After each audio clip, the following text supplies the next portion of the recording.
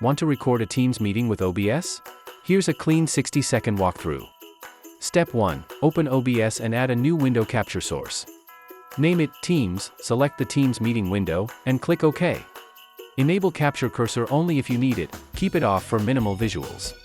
Add a second source, audio output capture to grab system sound. Choose your speakers or stereo mix, rename it System Audio and confirm.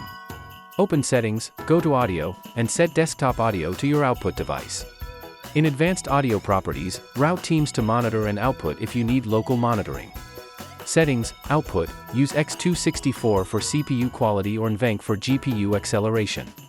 Set bitrate 2500 to 6000 kilobits per second, use 30 FPS for meetings and 60 for fast screen motion.